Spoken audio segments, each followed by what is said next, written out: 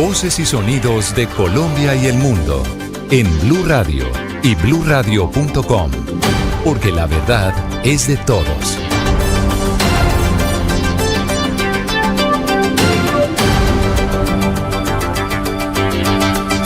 (10:22), atención, acaba de aterrizar en el aeropuerto Simón Bolívar, en Maiquetía, en Caracas, el encargado de negocios, John McNamara, el encargado de negocios para Colombia y Venezuela, va a preparar una posible visita de más alto nivel de autoridades estadounidenses y va también en la búsqueda de la liberación de al menos 5 presos políticos estadounidenses que permanecen en Venezuela. Camila Carvajal. Sí, señor Ricardo, noticia en desarrollo, porque esta visita de John McNamara, encargado de negocios de la Embajada de Estados Unidos en Colombia, que recuerde además es el representante para estos asuntos, los asuntos de Venezuela con Estados Unidos, está camino precisamente a Caracas. Personal diplomático y de seguridad estadounidense de la Unidad de Asuntos de Venezuela, con sede en Colombia, incluido el embajador McNamara, viajaron a Caracas para realizar esa evaluación inicial. 2 tareas tiene: una, primer proceso, acercamiento, primera situación cercana con diplomáticos estadounidenses en Caracas, de cara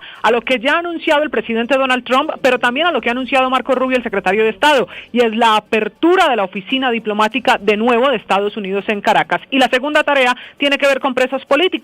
Recuerde que según la última publicación de New York Times, hay al menos 5 estadounidenses presos en Caracas, allí en Venezuela, y la misión es que queden libres, en lo que pasó, similar a lo que ya vimos hoy con la liberación precisamente de los españoles. Así que esta es una noticia en desarrollo, que regresamos en cualquier momento desde Caracas con la llegada del embajador McNamara. Así es, Camila, en segundos detalles en bluradio.com. Y hay molestia del gobierno nacional por la decisión de la alcaldía de aumentar el pasaje de Transmilenio. Dice el ministro Antonio Sanguino que no hay justificación para esta decisión, que incluso pondrían en riesgo la transferencia de recursos del orden nacional y hasta anticipa investigaciones. Nicolás, buenos días.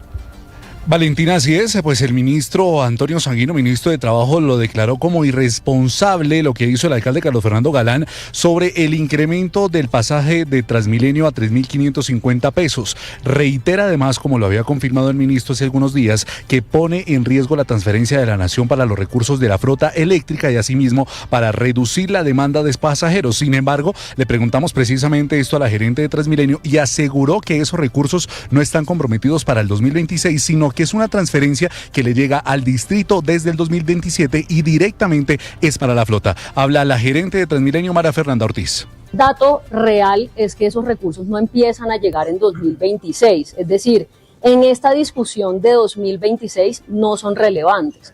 Esos recursos empiezan a llegar al distrito en 2027 para un proyecto específico que son 269 buses eléctricos, solo para que lo tengan presente. 269 buses eléctricos de 10.500 es todavía un porcentaje menor de toda la flota que necesitamos para Reitera, operar cada Valentina, día. que Entonces, la gerente, por supuesto, es un trabajo mancomunado con la región y con el distrito y por supuesto con la nación para que se haga la actualización de esta flota eléctrica. Sin embargo, ella recalcó que por lo menos esta nueva tarifa de 3.550 pesos tanto para Transmilenio como para Transmisonal, es decir, los SITP, arrancará a regir desde el próximo miércoles 14 de enero.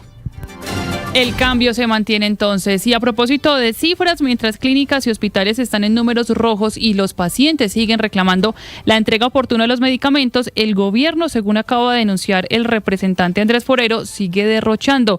Dice el congresista que Famisanar EPS contrató 75 personas. Recordemos que esta entidad está intervenida desde noviembre de 2025 con salarios superiores a 20 millones de pesos, pese a que no todos acreditaron la formación profesional. Jessica Gutiérrez. A través de un derecho de petición, el representante a la Cámara, Andrés Forero, conoció detalles sobre la contratación del personal de la EPS Famisanar, que recordemos en este momento está intervenida por el gobierno, pues durante las primeras semanas de la actual intervención, según la información entregada por la entidad, entre el 15 de noviembre y a finales de diciembre del 2025 se vincularon 75 personas, con un costo mensual que supera los 700 millones de pesos. La respuesta oficial oficial firmada por el representante legal suplente de Famisanar, Yesid Miguel Betancourt, señala que la información fue emitida en archivos anexos donde se detalla nombre, profesión, cargo, salario, fecha de ingreso y tipo de contrato de las personas vinculadas. Pues en los documentos se registran salarios que alcanzan cifras elevadas. De acuerdo con el listado, hay personas con el nivel educativo de bachiller que reciben remuneraciones cercanas a los 28 millones de pesos mensuales y asimismo figuran contratos de técnicos en enfermería con salarios de hasta 40 millones al mes. Para el representante forero, la información conocida evidencia un aumento significativo en la contratación administrativa en el periodo de mes y medio de intervención. De manera paralela se ha presentado denuncias de pacientes y asociaciones que indican que al menos 37 personas con esclerosis múltiple no están recibiendo sus medicamentos, pues hasta el momento Famisanar EPS no ha emitido un pronunciamiento público frente a esta denuncia.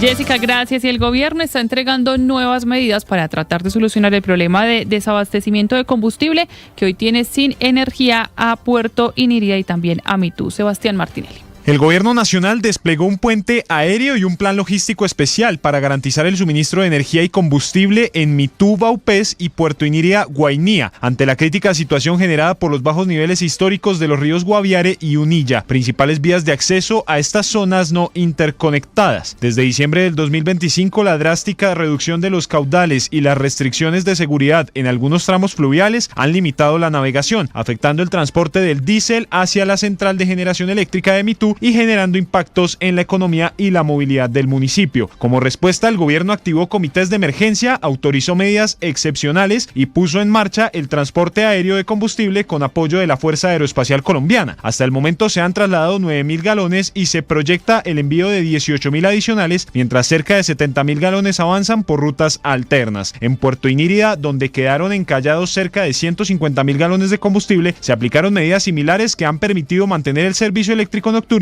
y reducir progresivamente los racionamientos diurnos.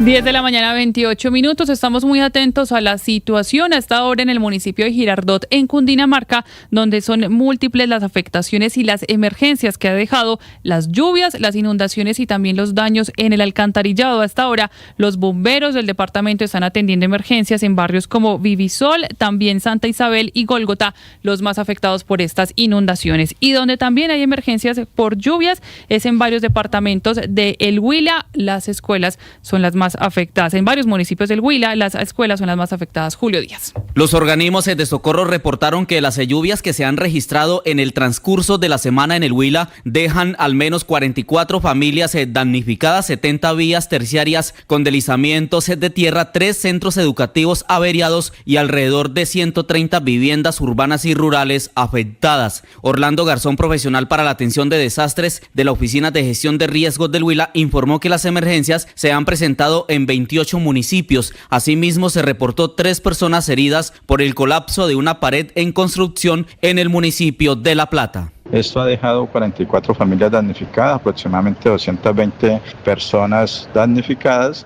También viviendas urbanas, un registro de 85 viviendas averiadas, una vivienda urbana destruida, viviendas rurales averiadas 58, una destruida, como también registros de vías 70 en total afectadas, 3 instituciones educativas. Las respectivas alcaldías municipales están adelantando el censo de las emergencias ocasionadas por las lluvias para luego priorizar las ayudas a las familias damnificadas. Y en noticias de Bogotá, fue enviado a la cárcel el hombre que le propinó más de 50 heridas con arma blanca a su esposa, esto en Año Nuevo. Esto ocurrió en la localidad de Engativá. Cali La Peña. Un juez de control de garantías envió a la cárcel a César Aldana, señalado de agredir brutalmente a su pareja sentimental con un arma cortopunzante en más de 50 oportunidades, en hechos ocurridos el pasado 1 de enero en la localidad de Engativá, en Bogotá. Según la investigación, la mujer sufrió heridas de gravedad en el rostro, el cuello, el abdomen y las extremidades, lesiones que pusieron en serio riesgo su vida. La mujer permanece bajo observación médica debido a la gravedad de las lesiones sufridas. Habla la hermana de la mujer víctima en entrevista con Noticias Caracol. No aceptó el hecho de que ella le dijera que no quería vivir más con él.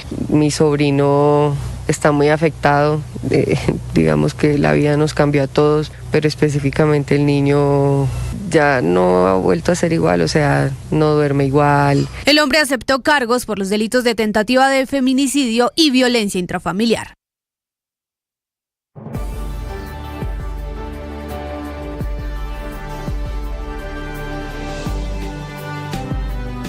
Las victorias y derrotas, la pasión y la afición en juego y los datos de lo último en deportes se lo presenta Mañanas Blue. Hoy en la agenda deportiva tenemos los 2 primeros cruces de cuartos de final de la Copa Africana de Naciones en Marruecos. A las 11 de la mañana, hora colombiana, Malí enfrenta a Senegal en Tánger y los locales, la selección marroquí, jugará ante Camerún en Rabat a las 2. Mañana se definen los otros 2 clasificados a semifinales en los duelos Argelia-Nigeria y Egipto-Costa de Marfil. Y en Alemania se abre la fecha 16 de la Bundesliga. A las 2:30 de la tarde, hora colombiana, el Eintracht, que es séptimo, enfrenta en Frankfurt al Borussia Dortmund, segundo solo por debajo del Bayern. Justamente el equipo de Luis Díaz se enfrenta por esta jornada el domingo a Wolfsburgo en casa, y en España inicia la jornada 19 de la Liga. Getafe, décimo en la tabla, recibe a la Real Sociedad, que ocupa la 15ª casilla, a las 3 de la tarde.